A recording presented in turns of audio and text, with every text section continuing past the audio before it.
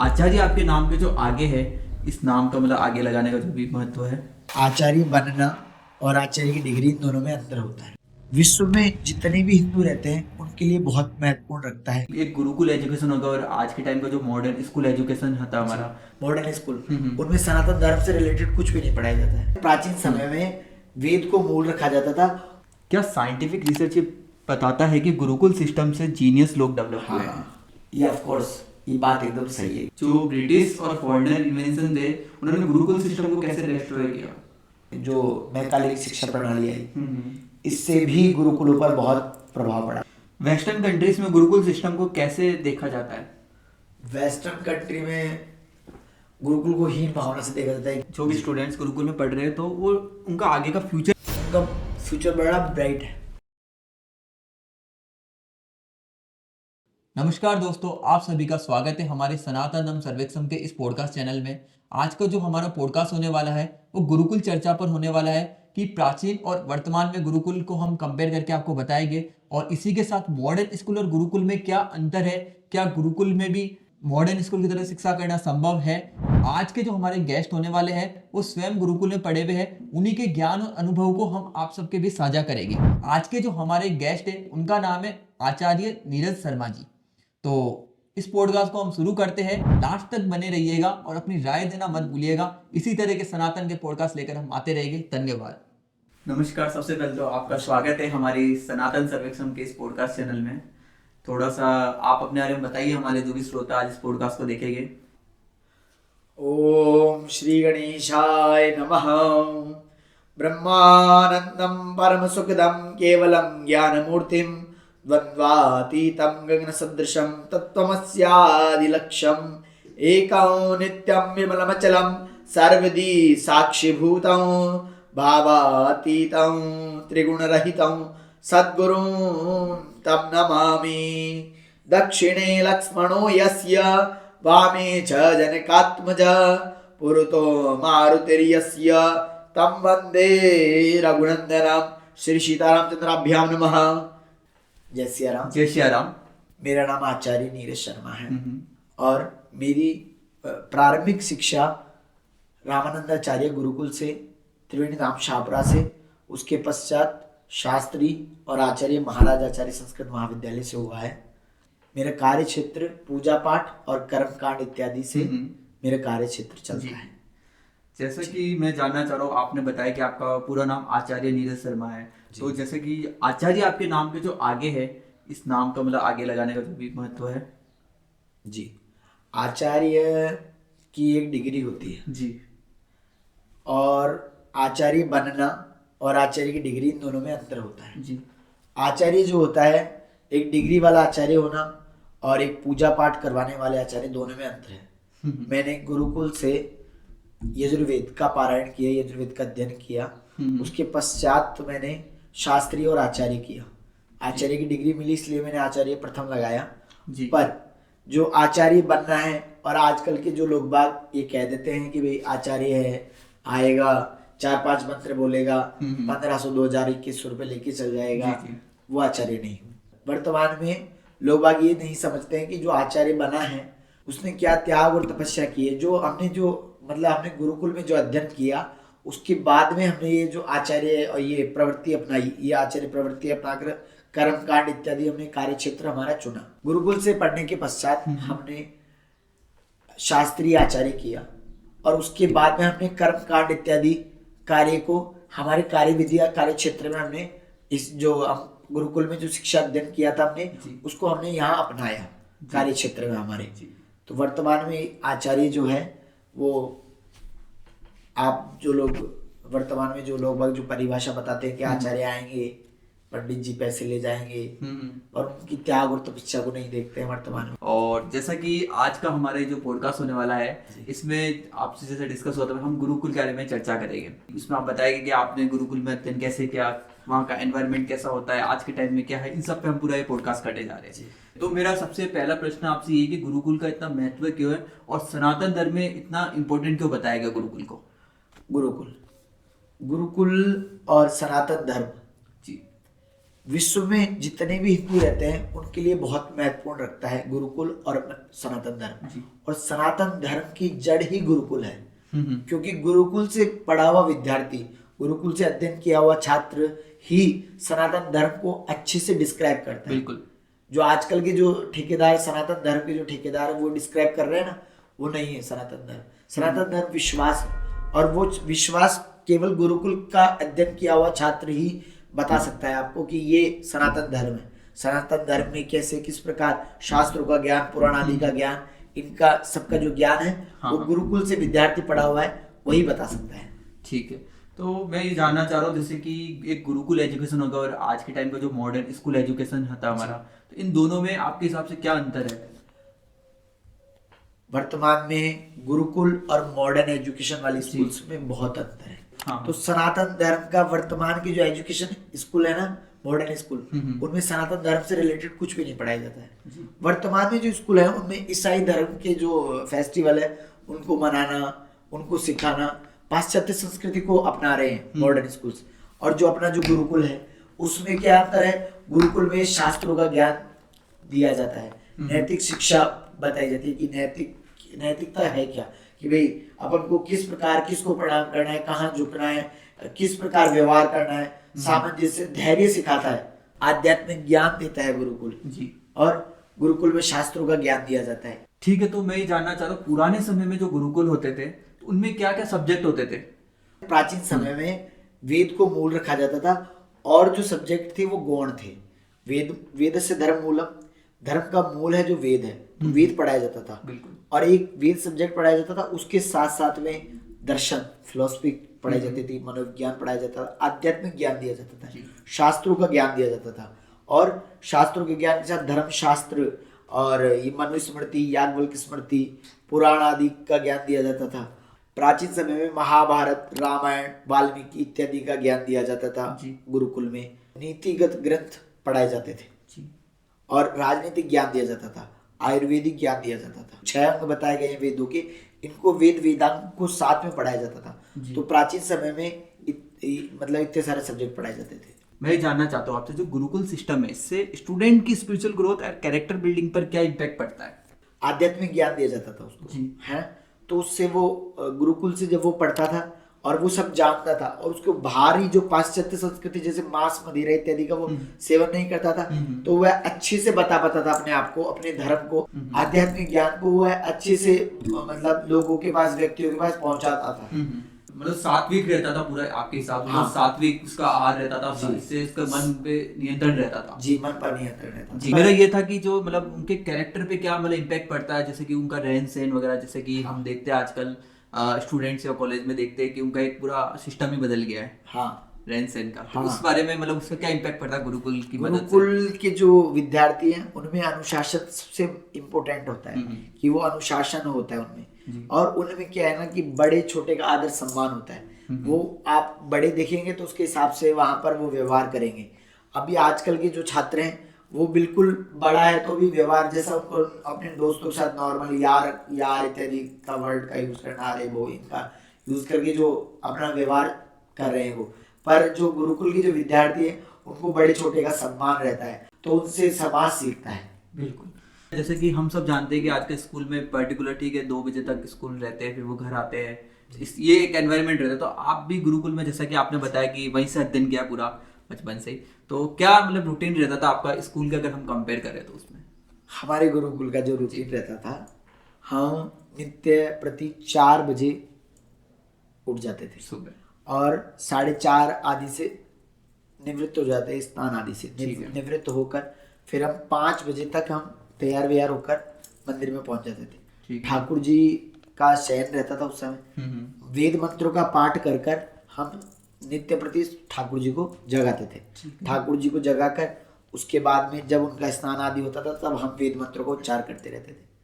7 बज जाते थे, स्तुति होती थी, आरती होके, स्तुति होके, फिर हम महाराज जी के महल में जाकर उनकी स्तुति कर कर फिर हम 8 बजे तक हमारे हॉस्टल में जो छात्रावास है उसमें आते थे। फिर 8 बजे के पश्चात हमारी जो थोड़ा सा आहार होता था, अल्पाहार, जो थोड़ा सा कुछ भी खाकर उसके पश्चात हम वेद विद्यालय में चल जाते थे। हमारा विद्यालय अलग था और हॉस्टल छात्रावास अलग था। ठीक है। तो हम वेद विद्यालय में चल जाते थे।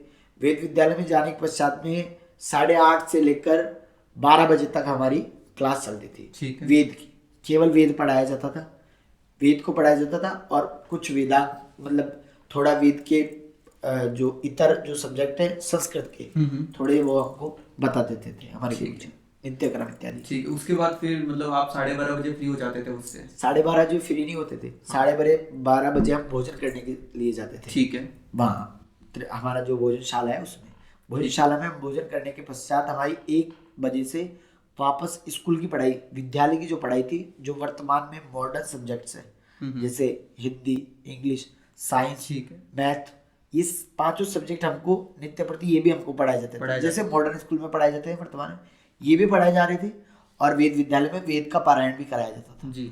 5 बजे हमारी छुट्टी होती थी। ठीक है। उसके पश्चात हम 5 बजे से हम संध्या नित्य प्रति हम सायंकालीन संध्या करते थे सभी छात्र बैठकर, और जो हमारे सुबह वाले जो गुरुजी थे वो हमको संध्या वंदन करवाते थे। 6 बजे तक 6:30 बजे तक संध्या वंदन किया, गायत्री के जप सूर्य आदि का ध्यान करके फिर हम सायं जो आरती है उसमें हम ठाकुर जी के दरबार में वहाँ पहुँच जाते थे मंदिर में। मंदिर में आरती होती थी, आरती के पश्चात हम भोजन करते थे। ठीक। और फिर हम भोजन करने के पश्चात जो हमको नित्य प्रति जो स्कूल में जो हमारे लिए होमवर्क दिया जाता था वो हम उसको उस 1.5 घंटे के पीरियड में उसको हम समाप्त करके 10 बजे सोते थे और वापस सुबह 4 बजे जग जाते थे। मतलब आपको कभी ऐसा लगा कि मतलब ये कुछ ज्यादा ही हैवी मतलब ऐसा था, या मतलब इजीली मतलब आपका ये रूटीन हो जाता था डेली? जी, इजीली आराम से मतलब हो जाता था। मैं ये जानना चाहता हूँ जो हमारे भारत का सबसे प्राचीन गुरुकुल कौन सा था? भारत का सबसे प्राचीन गुरुकुल तक्षशिला था। जी।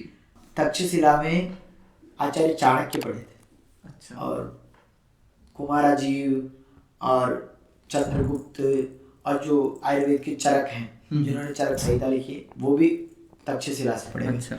और प्राचीन वहाँ पे गुरुकुल तो बहुत सारे, जैसे तक्षशिला है, नालंदा है, और यहाँ उज्जैन में भी था, काशी में भी था, मथुरा में भी था, और राजस्थान में हनुमानगढ़ में प्राचीन गुरुकुल है। ऐसे करके प्राचीन गुरुकुल तो बहुत सारे थे। और मतलब 1947 आज़ादी से पूर्व 10,000 से 1 लाख के समथिंग उस समय गुरुकुल थे। जी। वर्तमान में गुरुकुलों की संख्या कम होती जा रही है क्योंकि मॉडर्न स्कूल और आजकल के जो माता पिता हैं वो अपने बच्चे को मॉडर्न स्कूल में डालना चाहते हैं कि उनको धनार्जन ज़्यादा हो। तो मेरा ये जानना है कि गुरुकुल में खाना कैसा रहता? क्योंकि मैं देखता हूँ कि बहुत से स्कूल वाले तो मतलब बहुत ज़्यादा जंक फूड का सेवन किया जा रहा है, तो उस क्षेत्र में गुरुकुल के बारे में आप थोड़ा बताइए कि उनका कैसा खाने का रूटीन रहता है? गुरुकुल में रखकर बच्चे को और नॉर्मल अपने घर पर रखकर तो भी बच्चे में जो गुरुकुल का बच्चा है ना उसमें इम्प्रूवमेंट ज्यादा होगा, वो अच्छे से बिल्डअप होगा। जो वर्तमान में मॉडर्न स्कूल में पढ़कर जो अपने घर में ही रह रहा है ना उसमें बिल्डअप नहीं होगा। क्यों? क्योंकि जो गुरुकुल में आहार दिया जाता, संतुलित आहार दिया जाता, संतुलित आहार दिया जाता था। उसमें कुछ भी मदिरा, मांस इत्यादि का मतलब एकदम सात्विक, प्यार लहसुन से भी दूर, उसमें तामसिकता प्रवेश ही नहीं करती थी बच्चे। पर अब जो है, अब वो घर पर भी रहता है ना बच्चा, तो घर पर रहकर बच्चा क्या करता है, कुछ ना कुछ रोज ना कुछ जंक फूड खाता है। बिल्कुल। तो उस वजह से उसके आंतों में प्रॉब्लम, हृदय में घात की प्रॉब्लम, ऐसी प्रॉब्लम शरीर में बनी रहती है। त्वचा में, स्किन पर जो कैंसर बना रहता है वो बना रहता है। पर जो गुरुकुल में जो छात्र रहता था उसको संतुलित आहार मिलता था, वसा, प्रोटीन, मतलब दालें, और मतलब बहुत, और ऐसे ही नहीं कि गुरुकुल में केवल भोजन ही अच्छा मिलता था, केवल भोजन ऐसा मिलता था, स्वादिष्ट कम मिलता था पर आहारित ज्यादा मिलता था। आहारित से तात्पर्य है कि जो उसे पोषण युक्त भोजन मिलता था, है ना, और पोषण युक्त उसमें कार्य क्षमता भी था। अब कार्य क्षमता ऐसे कि भाई वो उसको गुरुकुल में, जैसे हमारे गुरुकुल में है, देखिए हमारा त्रिवेणी धाम गुरुकुल है, वहां पर हमको जैसे कार्य भी करवाए जाते थे। जैसे हम खेत में जाते थे, वहां पर खेत था तो हम खेत में जाते थे कटाई करने, केवल कटाई कर रहे ही नहीं, अभी तो जैसे खेत में कुछ भी काम हो, कुछ भी यहाँ पे काम हो, मतलब हमारे गुरुकुल में कोई काम है, वहां पर क्या बोलते हैं, मंदिर के आसपास कोई सफाई का काम है, तो क्या ना बच्चों से कार्य भी करवाए जाते थे, इसलिए बच्चे में इम्प्रूवमेंट ज्यादा होता था। अभी घर पर क्या रहता है कि बच्चे पड़े रहते हैं, सोते रहते हैं, फोन इत्यादि का यूज करते रहते हैं, तो इसलिए बच्चे का इम्प्रूवमेंट बहुत अच्छे से नहीं होता है। मतलब मानसिक संतुलन जितना वहां पर जो गुरुकुल के विद्यार्थियों पर रहता है, इतना यहाँ पर मतलब इन विद्यार्थियों में कम रहता है। जैसा कि आपने ये बताया, आजकल जो माहौल है कि जो भी दैनिक दिनचर्या रहती है स्टूडेंट्स की, जंक फूड इतना हो रहा है, वो मतलब फोन्स वगैरह इतना कर रहे हैं, तो ये एक्चुअली आजकल का टेक्निकली माहौल इसको दोष देना चाहिए, फिर आजकल के जो पेरेंट्स है उनको?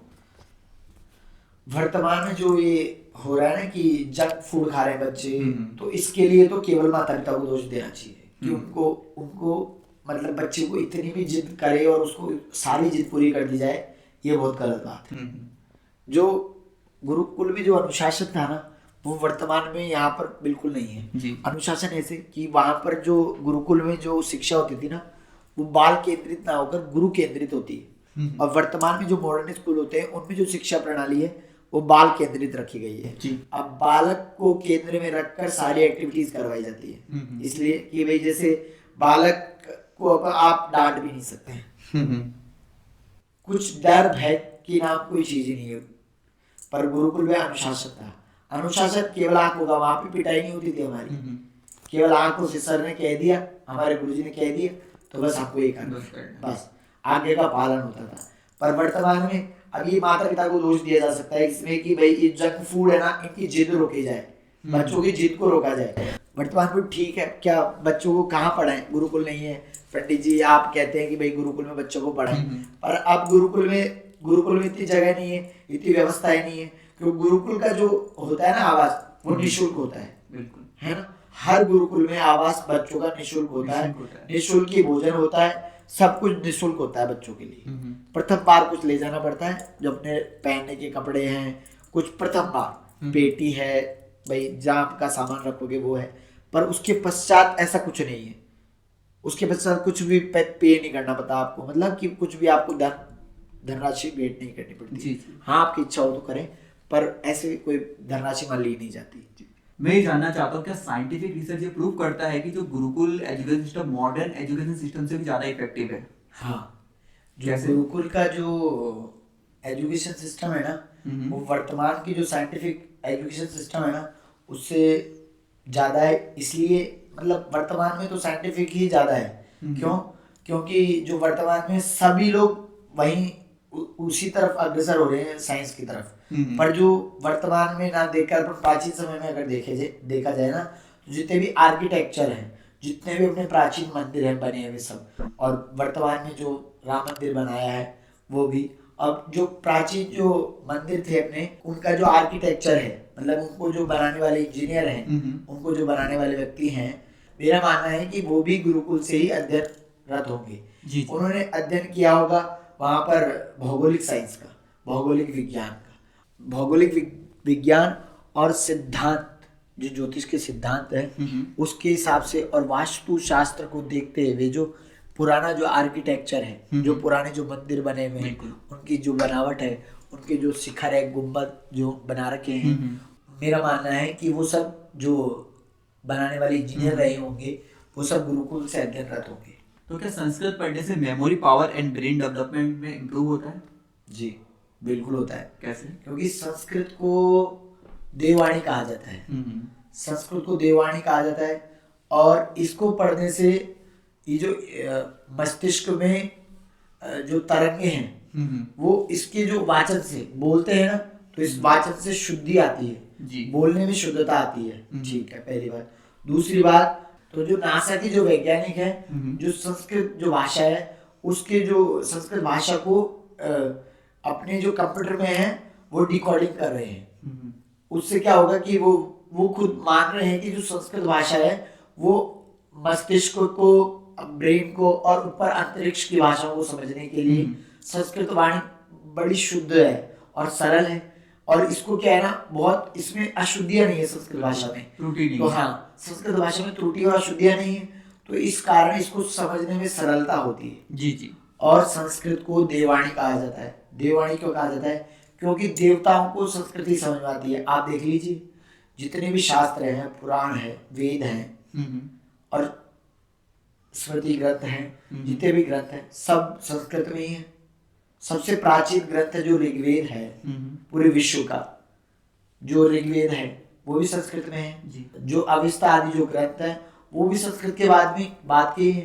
मिस्र में जो पाए गए हैं, मिस्र की संस्कृति को पुरानी संस्कृति कहा जाता है, जी। पर जो भारत की संस्कृति है वो अति प्राचीन है, मतलब बहुत पुरानी है। और जो ऋग्वेद जो संस्कृत का जो ग्रंथ है, ऋग्वेद वैदिक संस्कृत का जो ग्रंथ है, वो सबसे विश्व में सबसे प्राचीन ग्रंथ माना गया है जी। तो इसलिए संस्कृत देववाणी है कि भाई जो सारे शास्त्र आदि हैं वो सब संस्कृत में है। ठीक है, तो क्या गुरुकुल का माइंडफुलनेस और मेडिटेशन के साथ क्या कनेक्शन है आपके हिसाब से? गुरुकुल का माइंडफुलनेस और जो मेडिटेशन है, इससे कनेक्शन ये है कि जो गुरुकुल में जब हम नित्य प्रति प्राणायाम करते थे दोनों संध्या के समय, तो प्राणायाम से क्या होती है, प्राणवायु शुद्ध होती है, प्राणवायु शुद्ध होती है। और ध्यान से जो क्या होते हैं, ध्यान जब हम लगाते हैं, मेडिटेशन करते हैं, तो विचार शुद्ध होते हैं, विचार शुद्ध होते हैं ध्यान से। और योग जब हम करते थे, योग जो हम नित्य प्रति योग करते थे, तो योग से हमारी जो ये शरीर है ना, इसमें ये जो सुडोलता बनी रहती है, मतलब शरीर में सुडोलता बनी रहती है योग करने से। तो इनका गुरुकुल से कनेक्शन ये है कि भाई ये जब हम तीनों चीजें नित्य प्रति करते थे, तो हम अपने विचारों को शुद्ध रखते थे, हमारी प्राणवायु को शुद्ध रखते थे, हमारे शरीर को मैनेज रखते थे कि शरीर ना ज्यादा बढ़ रहा हो ना ज्यादा घट रहा हो, संतुलित बना रहे इस प्रकार। ठीक है, मैं जानना था क्या वैदिक मैथ्स और गुरुकुल का लर्निंग मेथड मॉडर्न साइंस से भी बेटर है? वर्तमान में गुरुकुल का मेथड बहुत निम्न स्तर पर गिर रहा है, पर प्राचीन समय में जो गुरुकुल का मेथड था और साइंस ने जो विस्तार किया अभी वर्तमान में, पर जितने भी अपने जो पुराने मंदिर बना रखे हैं और सिद्धांत जिन्होंने ज्योतिष सिद्धांत दिया आर्यभट्ट ने, उन्होंने वो सब वैदिक गुरुकुल से पढ़े हुए थे। जी। ये कनेक्ट करता है इस बात को, गुरुकुल से पढ़े हुए थे। चरक गुरुकुल से पढ़े हुए थे। चाणक्य ने जो अर्थशास्त्र दिया है वो गुरुकुल से पढ़े हुए थे चाणक्य, जिन्होंने अर्थशास्त्र जो वर्तमान जो राजनीति है न्याय शास्त्र दिया, जो वर्तमान में जो न्यायिक प्रणाली अपनी जो चल रही है, उसका जो सिद्धांत दिया वो भी अपने चाणक्य ने दिया जी। तो वो सब गुरुकुल से पढ़े हुए थे जी। क्या साइंटिफिक रिसर्च ये बताता है कि गुरुकुल सिस्टम से जीनियस लोग डेवलप हुए हैं? ये ऑफ कोर्स ये बात एकदम सही है, गुरुकुल से जीनियस लोग इतने डेवलप हुए हैं, जैसे चाणक्य हुआ, चरक हुए जिन्होंने चरक संहिता, वर्तमान में आयुर्वेद जो है जिन्होंने चरक संहिता दी वो हुए, आर्यभट्ट जिन्होंने गणित के सिद्धांत दिए, सिद्धांत जो ज्योतिष है, और उसके पश्चात चंद्रगुप्त जो चाणक्य के शिष्य थे, जिन्होंने धनानंद को मार कर उस संपूर्ण इतने बड़े राज्य पर अधिकार किया, पर वो सारी कूटनीति और राजनीति तो चाणक्य थी। तो आप ये कह सकते हैं कि जीनियस पैदा गुरुकुल से होते हैं। जी बिल्कुल। ठीक है, तो प्राचीन समय में मतलब गुरुकुल से ऐसे कौन से बड़े ऋषि मुनि ने एजुकेशन की जिनके काफी नाम विख्यात है, या आज के समय में ऐसा कोई आप बताना चाहे एग्जाम्पल जिन्होंने गुरुकुल से एजुकेशन करी और काफी विख्यात है? प्राचीन समय में एजुकेशन विद्यालय केवल गुरुकुल ही होता था, वर्तमान की जो व्यवस्था है वैसे नहीं था, केवल आवासीय जो होता था वही होता था। पर जैसे प्राचीन समय में जो ऋषि मुनि हुए, जैसे विश्वामित्र, सप्त ऋषि और भी महान बड़े बड़े ऋषि जो विश्वामित्र आदि, कृपाचार्य आदि, जो ये द्रोणाचार्य, ये सब गुरुकुल से पढ़े हुए थे। ठीक है, ठीक। और वर्तमान में जो अपन नाम ले, जैसे पूज्यपाद श्री अग्रपीठाधीश्वर श्री राघवाचार्य जी महाराज हैं, ये भी गुरुकुल से अध्ययनरत है। और श्री मलुकपीठाधीश्वर श्री राजेंद्र दास जी महाराज, ये भी गुरुकुल से। अवधेशानंद गिरी जी महाराज, ये भी गुरुकुल से। बड़े बड़े कैलाशानंद गिरी जी महाराज, ये भी गुरुकुल से पढ़े हुए हैं। और भी मतलब बहुत सारे महान जो संत हैं गुरुकुल से जो पढ़े हुए विद्यार्थी हैं, और वो अपनी जो प्रवृत्ति को जो मतलब कि ग्रस्त ना होकर साधु सन्यासी वाला जीवन ही यापन करते हैं, उनका अलग ही ओरा हो जाता है, उनका अलग ही मतलब कि उनके मस्तिष्क पर, उनके चेहरे पे जो चमक होती है, तेज होता है, वो अलग। जैसे राम मंदिराचार्य जी को देखिए, इतना ज्ञान और गुरुकुल से अध्ययन करके ही वो ज्ञान प्राप्त हुआ है उनको। पुराने भारत में कुछ फेमस गुरुकुल्स और उनका कंट्रीब्यूशन क्या था आपके अनुसार? प्राचीन भारत में और जो वर्तमान भारत में, प्राचीन भारत में जो गुरुकुल थे, उन गुरुकुल में जो शिक्षा पद्धति चली आ रही है, जो वर्तमान में जो गुरुकुल है उनमें भी वही शिक्षा पद्धति चली आ रही है। तो ये सबसे बड़ा कंट्रीब्यूशन है कि शास्त्रों को बचा रखा है, वेदांगों को बचा रखा है, उनके अध्ययन को बचा रखा है। सनातन धर्म की जो जड़ है गुरुकुल, उसमें जो अपने जो बच्चों में नैतिक शिक्षा का ज्ञान है, आध्यात्मिक ज्ञान है, आयुर्वेद आदि जो चरक संहिता, सुश्रुत संहिता, युग संहिता, इनको बचा रखा है, ये गुरुकुल की ही देन है। गुरुकुलों ने प्राचीन ज्ञान को कैसे संरक्षित करके रखा आज तक? जी, वर्तमान में जो गुरुकुल हैं उन्होंने जो प्राचीन ज्ञान को संरक्षित कर रखा है, ये गुरुकुल प्रणाली से ही संरक्षित कर रखा है। गुरुकुल जो प्रणाली है उसी के माध्यम से प्राचीन ज्ञान संरक्षित है वर्तमान में, क्योंकि मॉडर्न जो एजुकेशन सिस्टम है इसमें तो प्राचीन ज्ञान का कुछ भी नहीं पढ़ाया जाता है, बहुत कम पढ़ाया जाता है। बता दिया गीता, बस गीता, गीता को किसने सुनाया? कृष्ण ने सुनाया, भाई इतना ही बताया जाता है। और गीता के बारे में नहीं बताया जाता, गीता के अंदर क्या क्या है वो नहीं बताया जाता है, केवल इतना ही बताया जाता है। और दूसरा कि भाई ये जो प्राचीन ज्ञान को संरक्षित जो शास्त्र हैं, ग्रंथ हैं, 4 वेद हैं, 6 उनके अंग हैं, और जो 18 जो पुराण हैं, इनको संरक्षित कैसे कर रखा है वर्तमान में जो गुरुकुल प्रणाली है उसी के माध्यम से। गुरुकुल में क्योंकि ये सब पढ़ाया जाता है और वैसे नहीं पढ़ाया जाता है, क्योंकि देखिए आप जो पहले जो पुस्तकालय जो अपने नालंदा विश्वविद्यालय था बिहार में, जो नालंदा विश्वविद्यालय था, उसको जो दाराशी को नालंदा से पुस्तक मंगाते थे और अध्ययन करते थे, पर अलाउद्दीन ने उस पुस्तकालय को जलवा दिया, और जो नालंदा विश्वविद्यालय जो पुस्तकालय जो जला वो उसकी आग कई दिनों तक बुझी ही नहीं, इतना बताया जाता है इतिहास में, मतलब विस्तार था उस जी। गुरुकुल का। और अब वर्तमान में क्या है कि वर्तमान में जो विद्यालय हैं उनमें तो पढ़ाया नहीं जाता है शास्त्र आदि, वेद आदि, केवल बताया जाता है कि 4 वेद होते हैं, ऋग यजुर साम अथर्व, 4 वेद होते हैं, बस बेसिक नॉलेज। गुरुकुलों ने ही प्राचीन ज्ञान को संरक्षित कर रखा है वर्तमान। जी, जो ब्रिटिश और फॉरेनर इन्वेंशन थे उन्होंने गुरुकुल सिस्टम को कैसे डिस्ट्रॉय किया? ब्रिटिश और जो ये आए थे आक्रमणकारी, ब्रिटिश भी आए और आक्रमणकारी भी है। तो पहले तो मैंने बता दिया कि जैसे औरंगजेब ने हमारे गुरुकुलों को बहुत नष्ट किया, बहुत मंदिरों को नष्ट किया, पर जो ब्रिटिश आए के पश्चात में जो 1935 में जो मैकाले शिक्षा प्रणाली आई, इससे भी गुरुकुलों पर बहुत प्रभाव पड़ा, बहुत गलत प्रभाव पड़ा। इनफैक्ट कि कह सकते हैं कि जो मैकाले की जो शिक्षा प्रणाली थी ना, उसके हिसाब से वर्तमान में गुरुकुल में कुछ नहीं पढ़ाया जाता है। वो कह रहे हैं कि गुरुकुल का अध्ययन नहीं होना चाहिए, अध्ययन होना चाहिए अपने घर पे रहकर माता पिता स्कूल में छोड़ दें, और फिर स्कूल जैसे वर्तमान मॉडर्न स्कूल चल रहे हैं वो मैकाले शिक्षा प्रणाली के ऊपर ही चल रहे हैं। ठीक है, मैं आपसे ये जानना चाह रहा हूँ, जैसे कि आपने जिस गुरुकुल से पढ़ाई इसके बारे में थोड़ा बताइए, और गुरुकुल में एक एडमिशन प्रोसेस क्या होता है, थोड़ा इस बारे में कुछ बताना चाहें। जी, मैंने श्री रामानंदाचार्य संस्कृत वेद विद्यालय, हमारा त्रिवेणी नाम शाहपुरा से मैंने अध्ययन किया जी। और वहाँ पर वह श्री पूज्यपाद श्री प्रातस्मरणीय श्री नारायण देवाचार्य जी के समक्षर में वह गुरुकुल खोला गया था, मतलब उद्घाटन किया गया था उसका, गुरुकुल का। हमारे गुरुकुल में एडमिशन लेने का जो प्रोसेस है, जैसे बच्चा 5th तक यहाँ पर 5वीं कक्षा तक यहाँ पर पढ़ ले वर्तमान मॉडर्न स्कूलों में, उसके बाद से षष्ठ कक्षा से लेकर जो द्वादश कक्षा है, मतलब 12वीं तक, 6ठी से 12वीं तक हमारे वेद विद्यालय में अध्ययन कराया जाता है।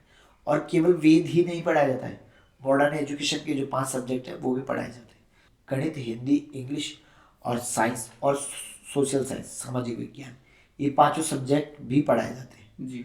और संस्कृत मूल रहता है, मतलब संस्कृत के इतर मतलब ये गौण रहते हैं 5 सब्जेक्ट, पर संस्कृत मूल रहता है। संस्कृत को मूल, व्याकरण को मूल रखकर ये 5 सब्जेक्ट भी पढ़ाए जाते हैं। प्राचीन भारत में आपके अनुसार कितने गुरुकुल हुआ करते थे? प्राचीन भारत में गुरुकुल ही हुआ करते थे। शिक्षा जो थी वो गुरुकुल आधारित थी, शिक्षा जो थी गुरुकुल बेस्ड थी केवल जो प्राचीन भारत में जी। ठीक है, तो ब्रिटिश आने से पहले भारत में कितने गुरुकुल एक्टिव थे?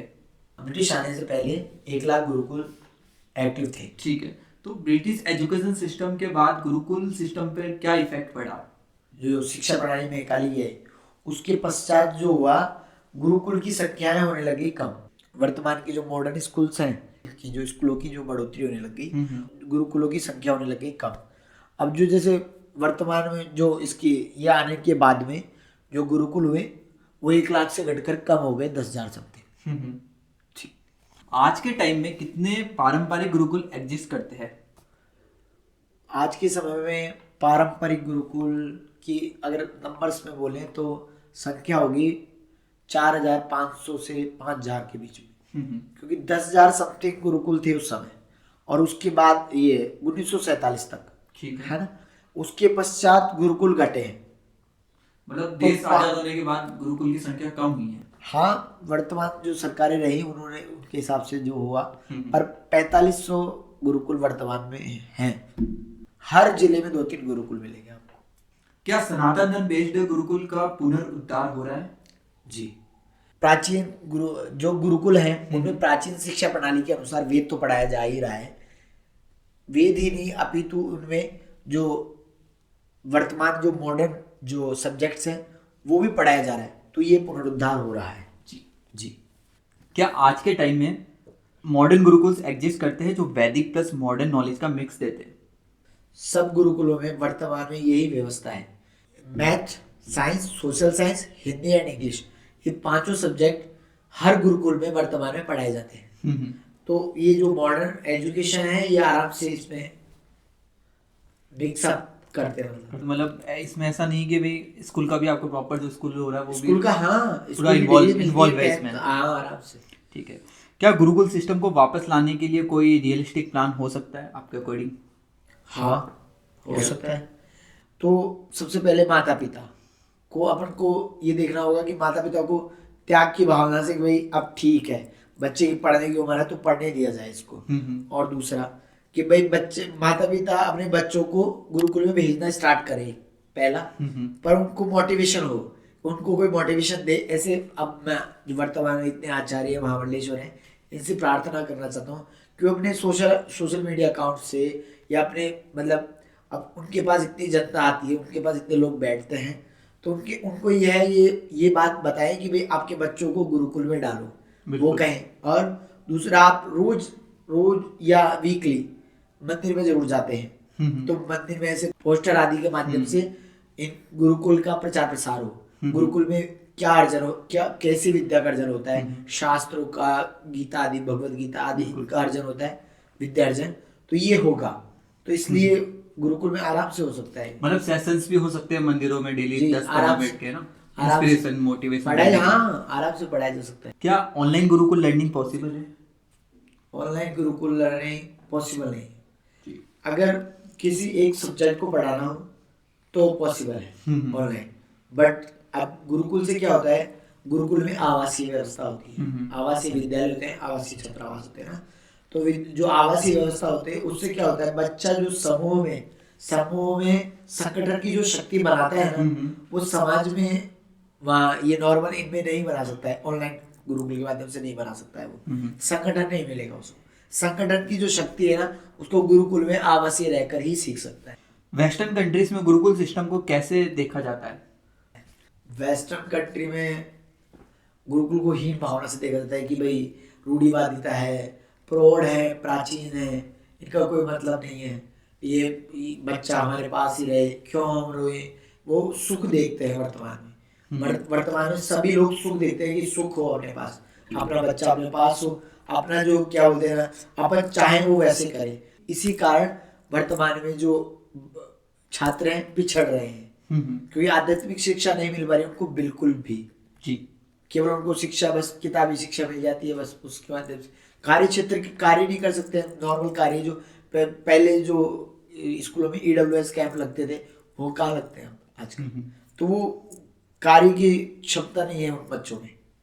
क्या इंडियन गवर्नमेंट्स और प्राइवेट ऑर्गेनाइजेशन जो भी संस्था है मतलब सनातन की गुरुकुल सिस्टम को सपोर्ट कर रही है? भारत सरकार वर्तमान में जो नालंदा विश्वविद्यालय था, तो ये नालंदा गुरुकुल ही, तो उसका पुनरुद्धार कर रही है। ठीक है, इसी प्रकार देख लीजिए आप अपने जो प्राइवेट संस्थाएं हैं, जैसे प्राइवेट संस्था है राष्ट्रीय स्वयंसेवक संघ RSS, ये प्राइवेट संस्था है, और विश्व हिंदू परिषद, ये प्राइवेट संस्था है। जैसा आपका चैनल है सनातन सर्वेक्षण, जिसे आप सर्वेक्षण करते हो, सनातन धर्म की कहीं बात होती है, कुछ भी मंदिर है वहां पर आप जाते हैं, सर्वेक्षण करते हैं। इसी प्रकार जैसे आपके जैसे चैनल है वैसे और लोगों का भी चैनल होगा, वैसे ही गुरुकुलों का प्रचार प्रसार करती है आपकी जैसी संस्थाएं। मैं आपसे ये जानना चाहता हूँ, जो गुरुकुल में पढ़ रहे हैं, जो भी स्टूडेंट्स गुरुकुल में पढ़ रहे हैं, तो वो उनका आगे का फ्यूचर क्या, जैसे कि वो 12th तक तो चलो गुरुकुल में पढ़ लेते हैं, उसके बाद आगे क्या मतलब वो कर सकते हैं क्या नहीं, उस बारे में थोड़ा बताइए। आराम से उनका फ्यूचर बड़ा ब्राइट है। कैसे? जैसे गुरुकुल से आपने 12th तक पढ़ लिया, ठीक है, उसके बाद में आप बिना सब्जेक्ट चेंज करे सर्वप्रथम गुरुकुल से पढ़े हुए विद्यार्थी अध्यापक बन सकते हैं। सर्वप्रथम क्या आपको शास्त्री करनी पड़ेगी उसी विषय से, संस्कृत के विषय से ही, है ना। आपको शास्त्री करनी पड़ेगी, आचार्य करना पड़ेगा और शिक्षा शास्त्री करनी पड़ेगी, बीएड लाइक, है ना।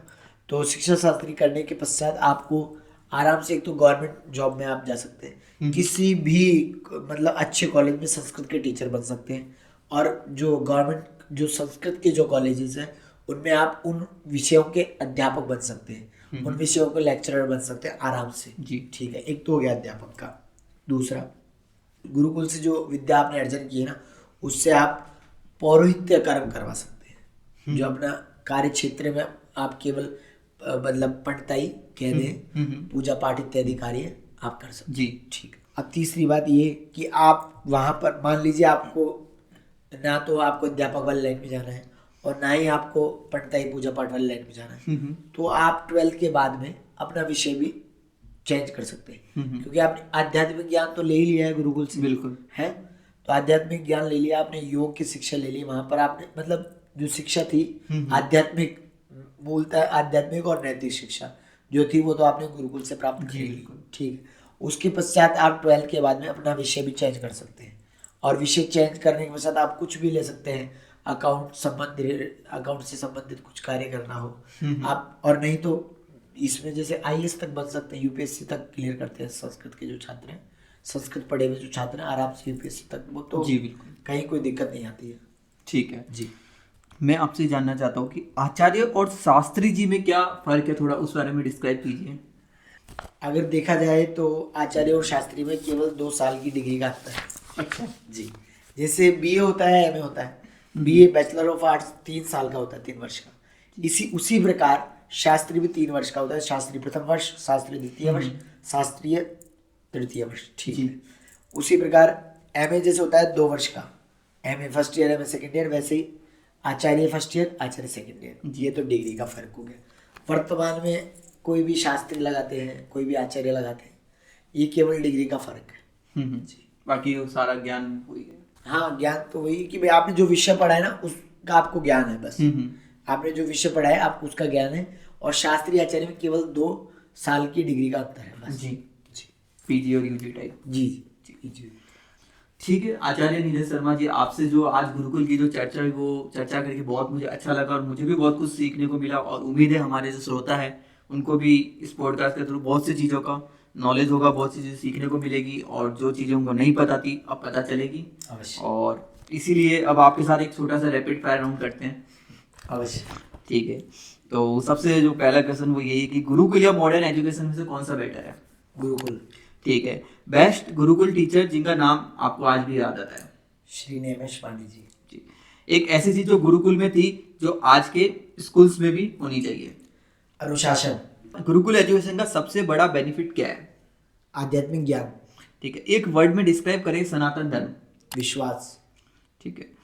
सबसे प्राचीन और प्रसिद्ध गुरुकुल का नाम? तक्षशिला। ठीक है। आज के टाइम में कोई एक गुरुकुल जो रिवाइव हो रहा है? नालंदा। कौन सा वेद या शास्त्र हर स्टूडेंट को पढ़ना चाहिए? गीता। ठीक है। अगर आज आपको गुरुकुल जाने का मौका मिले क्या जाएंगे? हाँ, हर वर्ष जाता हूँ मैं गुरु पूर्णिमा पर। एक सनातनी प्रिंसिपल जो हर सनातनी को फॉलो करना चाहिए? हर सनातनी को तिलक लगाना चाहिए। ठीक है। गुरुकुल में एजुकेशन फ्री थी, आज के टाइम में ऐसा पॉसिबल है? मे बी यस और नॉट, दोनों। एक ऐसा वैदिक ज्ञान जो आपको मॉडर्न एजुकेशन में मिसिंग लगता है?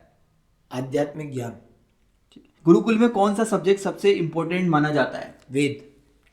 कौन से मॉडर्न फील्ड में गुरुकुल एजुकेशन का यूज हो सकता है? हाँ, शिक्षा के क्षेत्र में। आज के एजुकेशन सिस्टम में एक ऐसी चीज जो तुरंत ऐड होनी चाहिए? आज की जो सिलेबस है उसमें गीता ऐड होनी चाहिए। ठीक है। मान लीजिए अगर आपको अपना खुद का गुरुकुल शुरू करने का मौका मिले तो क्या आप करेंगे? जी, अवश्य करेंगे। मेरे एक सपना है कि एक गुरुकुल हो, और वो गुरुकुल हो उसमें चारों वेदों का अध्ययन हो, ऐसा मैं एक गुरुकुल बनाने की सोच रहा हूँ। जरूर पूरा होगा आपका सपना। वेद कितने हैं? 4 वेद है, ऋग्वेद, यजुर्वेद, सामवेद, अथर्ववेद। सबसे पहले तो आपसे ये पॉडकास्ट करके बहुत अच्छा लगा, आपने समय दिया उसके लिए भी आपको बहुत धन्यवाद। और अब मैं आपसे जानना चाहता हूँ आपकी एक ऐसी राय या फिर ऐसे 2 शब्द आप मतलब जो कहना चाहे पूरे इस पॉडकास्ट में, उपरांत मतलब आप क्या मतलब आजकल की युवा पीढ़ी को संदेश देना चाहेंगे? मैं आजकल की युवा पीढ़ी को और उनके माता पिताओं को, खासकर उनके माता पिताओं को ये संदेश देना चाहता हूँ कि आप अपने बच्चे को कहाँ जिद में झोंक रहे हैं। बच्चा जिद करता है, उसकी जिद पूरी कर दी जाती है, ये नहीं होना चाहिए। क्या है ना कि जो जिद पूरी हो जाती है तो फिर वो बच्चा वापस जिद करने लग जाता है। तो इसलिए मैं आज के युवा पीढ़ी से तो और उनके माता पिताओं से ये प्रार्थना करना चाहता हूँ कि आप अपने बच्चे को गुरुकुल भेजें। आध्यात्मिक ज्ञान नहीं है उनमें ना उनमें नैतिक शिक्षा है, कुछ नैतिक शिक्षा भी नहीं है, आध्यात्मिक ज्ञान भी नहीं है, और सेवा शुश्रूषा की बहुत कमी है उनमें। तो मैं उनसे यही प्रार्थना करना चाहता हूँ कि अपने बच्चे को अच्छे से अच्छे गुरुकुल में भेजें, और गुरुकुल में भेज कर देखें एक बार, बच्चा ऐसा निखर के आएगा ना कि आप बोलेंगे कि हाँ, क्योंकि जो तपता है वही निखरता है। बिल्कुल जी ठीक है, तो बहुत अच्छा लगा और उम्मीद है कि ऐसे हमारी मुलाकात होती रहे, और हम चाहते हैं कि गुरुकुल में मिले अगली बार। अवश्य, जरूर। ठीक है, तो इस पॉडकास्ट को हम यहीं समाप्त करते हैं। जरूर, धन्यवाद।